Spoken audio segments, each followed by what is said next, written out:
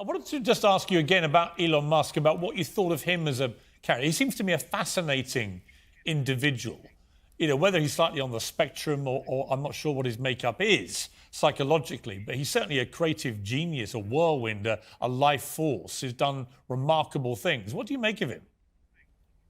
Well, I know people who know him very well and have worked with him very closely. And these are very solid people, extremely competent and extremely creative. And they're admirers of Musk. I talked with my brother-in-law, Jim Keller, who's one of the world's great chip engineers, and he worked very closely with Musk for years. And he believes that he's in many ways exactly what you'd think he was. He's a genius, but he's also like a visionary genius, but he's also someone who's very, very good at implementing, very good at running companies, as you can tell, because he has a multitude of impossible successful companies. Yes. And so he goes into a company and he cleans house and puts things in order and makes things work efficiently.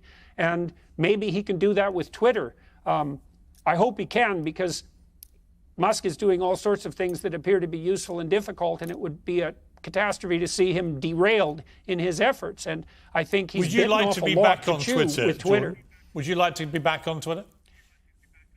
You know, I dipped into Twitter this morning when I was looking at some of the research that I just shared with you, and it instantly struck me the same way it struck me the last time I was in Twitter. It's such a den of pathology that using it, I think, is psychologically damaging. And if it's possible for Musk to get the trolls, and they're not trolls, they're psychopathic, Machiavellian, sadistic narcissists under control, then it's possible that the platform might be useful. I like to share information on it. I like to follow people to see what they were up to, a lot of the people that I've met over the years. But, man, it's a snake pit. It is. It is a snake pit. It isn't obvious to me that we know what to do about it.